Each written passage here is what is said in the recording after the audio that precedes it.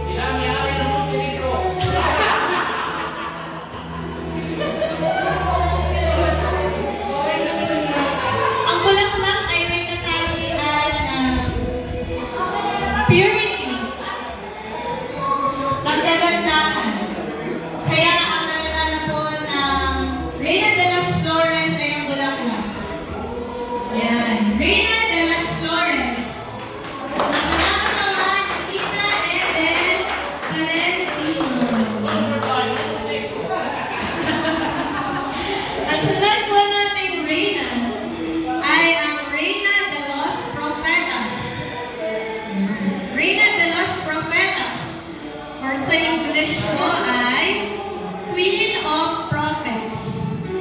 Si Maria po ay hindi lamang reyna ng mga propeta, kundi siya rin ay isa sa pinaka-naging dakilang propeta noong nabubuhay pa si Jesus dito sa lupa.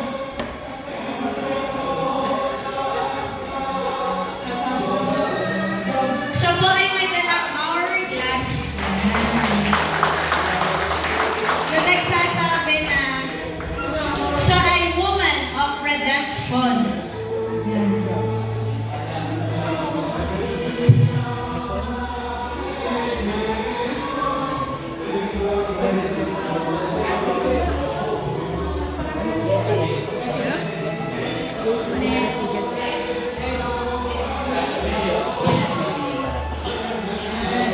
So, ang ating pong Reyna de los Profetas ay kinakatawan ni Tita Rosemary Maracina.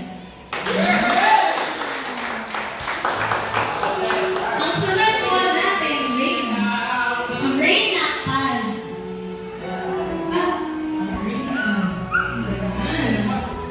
Or sa English, ay ang ating Queen of Peace. Pinalitaw na kaya ang moral. Ang bilis pa lang.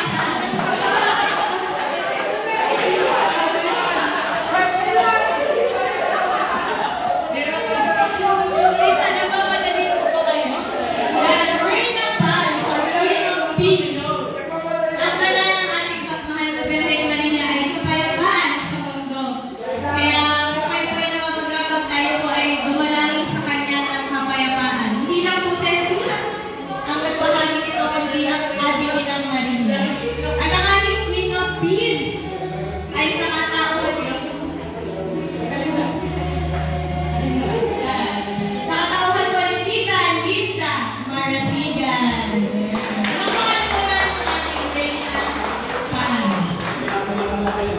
Ang sunod po nating Reyna ay ang ating Reyna Pen. Or sa English po ay Queen of Faith. Obvious naman po kay Mama Mary na siya ay Reyna ng pananampalataya.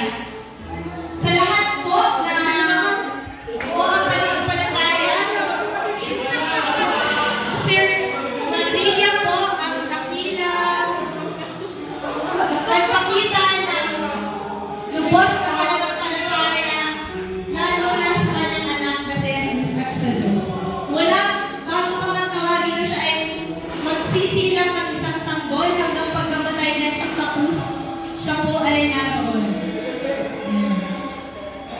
Kaya kung po kapag tayo ay nawawalan na or nagdududa, nagkakaroon ng pagkakataon na sa tingin natin ay nga ba ang ating pananampalataya tayo ay dumalangan sa ating mahal na ina.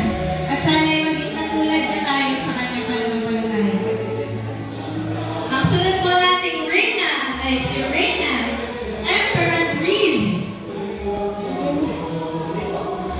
Reyna Emperatriz po, siya rin po ay si Reyna Elena, pero siya po ay mas matatag na Reyna Elena. Siya ay tinatawag na Empress Queen. Symbolizes Empress Ellen. And nanay po siya ni Constantine the Great.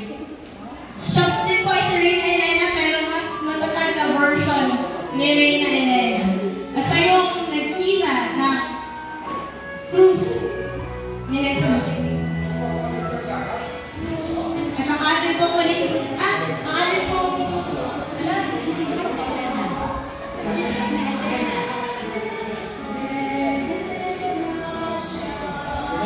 kanina po yung ating Reyna Pen ay kinagawa ni Tita Esther. Palakpakan na po natin. At ang ating pong Reyna Emperatriz ay si Tita Len. Yan. Tita Len. Palakpakan naman po natin si Tita. Ang ating pong muling Reyna, ang laki po ni Constantine. Ayan, ang ating pong muling Reyna, kaya kilala sa lahat, si Reyna Elena. Si Reyna Elena mo ay ang nanay ni Constantine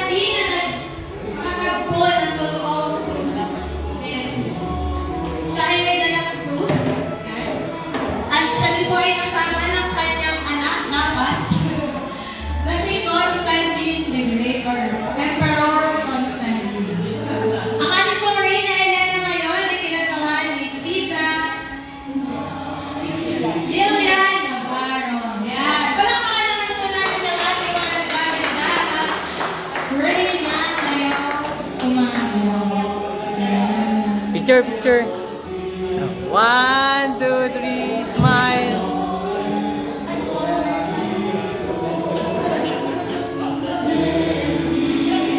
Bigyan po natin muli sila ng masigabong palakpakan. 1.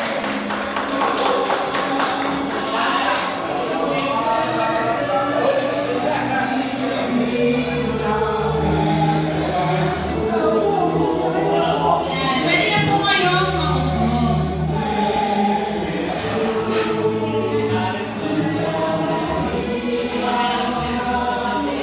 Yan.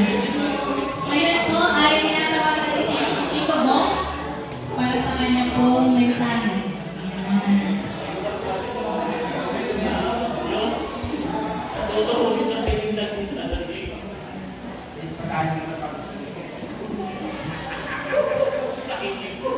Magandang umaga mga brothers and sisters. Gusto kami nagpapasalamat sa gumampan na reyna. Hindi natin sila ng masakalan.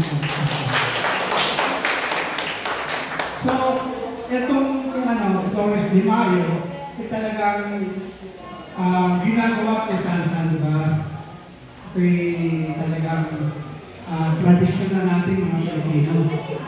Kaya napag-usapan ng aming grupo, ang aming group, mga core group, na mga naman, tayo ay mag-rena Santa Cruz. So, kaya ito ang naging motive namin. Kaya kami gusto nagpapasalamat sa kanila, higit sa inyong mga kapatid na nandito ngayon. Ang iwati ko lang sa ating mag-serve, Lord ay babaan ng Lord. Dahil dito ay mapupuspos namin ang banal na Espiritu. Ang kasabihan, ang ipapakababa ay tinataas, ang tinataas ay pinababa. Maraming salamat po sa inyo.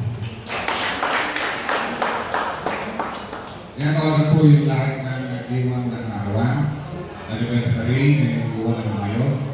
Kayo po ay marinig sa lahat, kayo ay papadalangin, ng ating pag-ibig sa kapatid.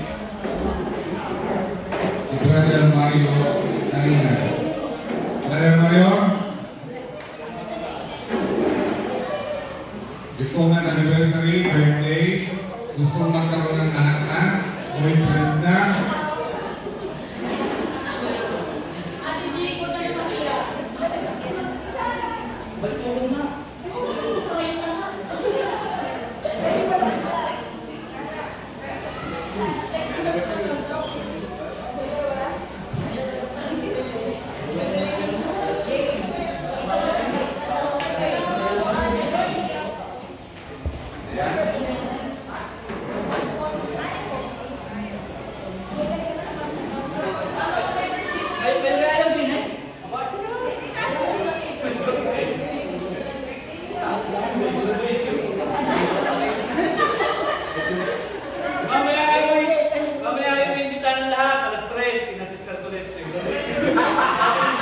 Graduation.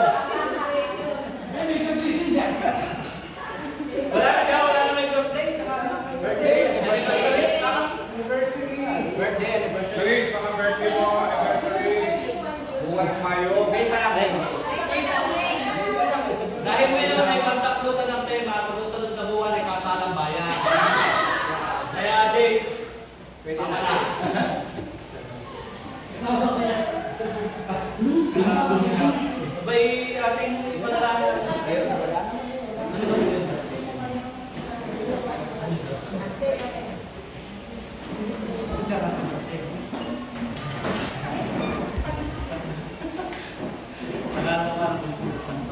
Panginoon, narito ang iyong mga anak na kakatipon.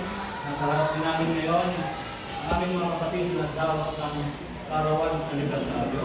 Ngayon, Panginoon, nato kami dumadalangin sa iyo. Kasama ang sambayan ng ito na sana ipapaloob ang iyong mga hiningan.